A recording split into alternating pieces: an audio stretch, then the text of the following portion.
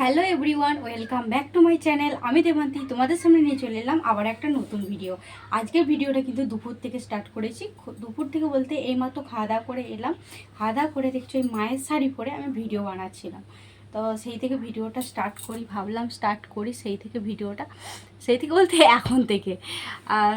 সকাল থেকে ভিডিও করার সময় নেই বলতে বাবান সোনা বলছি, বাবান সোনাকে তো আর নিয়ে ভিডিও করা যাবে না। ভিডিও করা যাবে না কেন, এখানে এসে এতটা ছটফট করছে, মানে এখানে আমাদের তো পুরোটাই ফাঁকা, তোমরা অনেকেই জানো।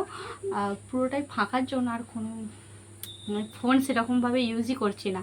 ওই যখন ঘুমিয়ে যাচ্ছে, এখন ঘুমিয়ে গেছে, ওকে খেয়ে ঘুম পাড়িয়ে দিয়েছি, তাই তখন হচ্ছে আমি শর্ট ভিডিও করি, আপলোড করি, আর এই সমস্ত কাজবাজি করি। আর কি করবো, তাই না? ভেবেছিলাম যে সব হবে, ভিডিও বানাবো, কিন্তু না, আর হয়ে উঠবে না, হয়ে উঠছে না, উঠবে না কেন, মানে হয়ে সেরকমভাবে পাচ্ছি না আর কি। ভেবেছিলাম করব, তো না হলে আর কি করে যাবে, তাই না? তাই ছোট্ট ছোট্ট করে ভিডিও আমি শেয়ার করছি তোমাদেরকে, খুব বেশি বড় করতে পারছি না। তো ভিডিওটা আমি বললাম দুপুর থেকে স্টার্ট করেছি, তো তোমরা ভিডিওটা দেখতে থাকো। এখন শাড়িটা ভাঁজ করে রেখে দেবো মায়ের আলো। বাপের বাড়িতে এসে কিভাবে দেখো ঘুরে বেরিয়ে দিন কাটছে আমার। এখন চলে আসছি দাদার দোকান, মানে আমার দাদার কাঠের দোকান, ফার্নিচার দোকানে চলে আসছি। তো একটু বেরিয়েছিলাম বলতে বেরিয়েছি, মা, আমি, বাবান সোনা, এই যে দেখছো বাবান সোনা আমার কাছে।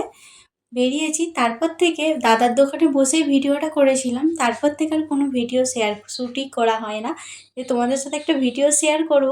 যে বাপের ঘর যা থাকলে যা হয় আর কি, আলিস্যি বোধ, কোনো ভিডিও শেয়ার করতেই ভালো লাগে না। তো দাদার দোকানটা তোমাদেরকে একবার দেখিয়ে দিলাম, ওই যে দাদা, আর এখানে বাবান সোনা, আর ওই যে দেখছো মা বসে আছে। আর সেই সময় ভীষণ জোরে বৃষ্টি পড়ছে। আমরা বৃষ্টির আগেটাতেই চলে আসছি, নাহলে খুবই ভিজে যেতাম। আর ওই যে দূরে দেখলে একটা মানে জায়গা দেখালাম, ওখানটায় কিন্তু বিরাট বড় ভীম ঠাকুর হয়েছে। এখানে বিরাট করে ভীম পুজো হয়, ভীম মেলা। এইমাত্র গায়ে শর্ট ভিডিও বানাচ্ছিলাম, তো দেখছো মায়ের শাড়ি পরেছি। এই যে এর আগের দিনেও একটা শাড়ি পরেছিলাম তখন, এর আগের দিনে ভিডিওটা শ্যুট করেছিলাম, কিন্তু আর ভিডিওটা কন্টিনিউ করা সম্ভব হয়ে ওঠে না, যেহেতু বাপের বাড়িতে আসছি, সবাই জানো। বাপের বাড়িতে এলে একটু তো মানে কি বলবো, সবার যা হয় আর কি। আমি ভিডিও সেরকমভাবে ভালো লাগছে না, শর্ট ভিডিও একটু একটু শাড়ি টাড়ি পরে সেজে গুজে বানাচ্ছি। সেজে গুজে সেরকম নয়, সোজা মায়ের একটা শাড়ি পরেছি, এই যা, আর কিচ্ছু নেই। আজকে ভিডিওটা দেখি কন্টিনিউ করতে পারি কি না। কালকে তো কন্টিনিউ কিছু করতে পারলামই না, তো আজকে দেখা যাক করতে পারি কি না। চলো আবার পরে দেখা হচ্ছে তোমাদের সাথে, টাটা, বাই বাই।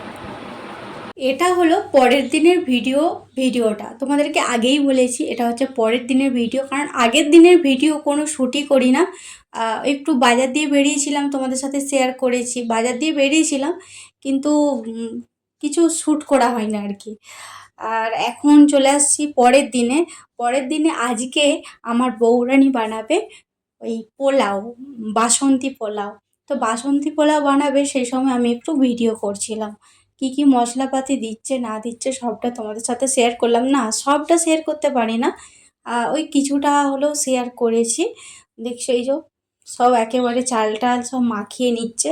আর আমিও জানি বাসন্তী পোলাও রাঁধতে, আমি কিন্তু একটু অন্যভাবে রান্না করি, সেটা তোমাদেরকে পরে একদিন শেয়ার করব, যখন আমি বাড়িতে বাসন্তী পোলাও বানাবো তখন তোমাদের সাথে শেয়ার করে দেব।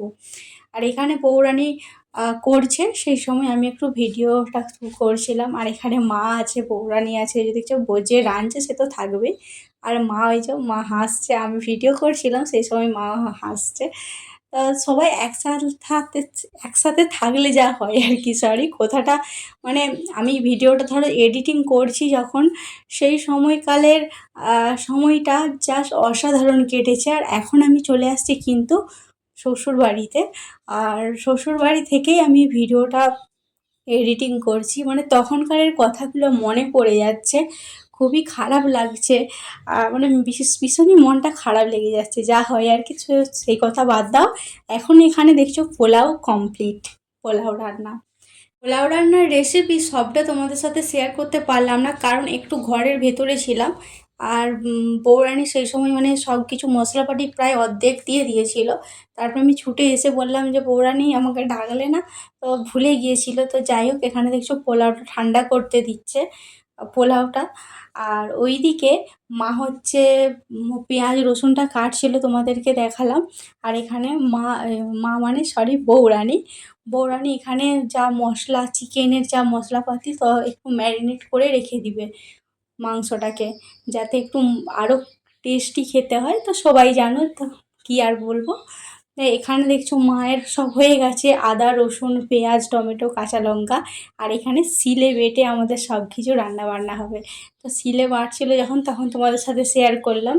আর এই ভিডিওটা কে করে দিচ্ছিলো জানো? এই ভিডিওটা তোমাদের দাদাভাই করে দিচ্ছিলো, কারণ সেই দিনে তোমাদের দাদাভাই গিয়েছিল আমার বাড়ি।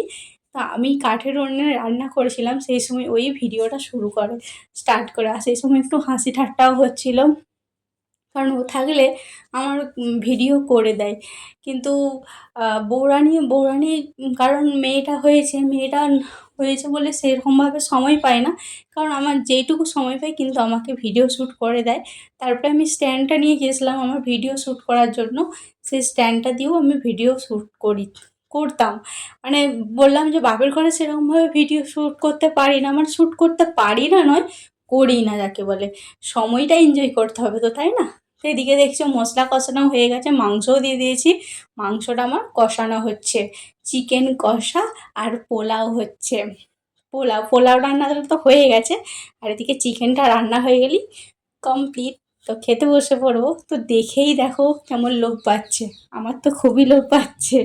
তো কাঠের উনুনে চিকেন রান্না জাস্ট অসাধারণ। আর এখানে বউরানী পোলাওটা পাতায় পাতায় দিয়ে দিচ্ছে, আজকে পাতায় খাওয়া হবে। এই যে দেখছো, তোমাদের দাদাভাই শুধু থালাই খাবে আর আমরা সবাই মিলে পাতায় খাবো।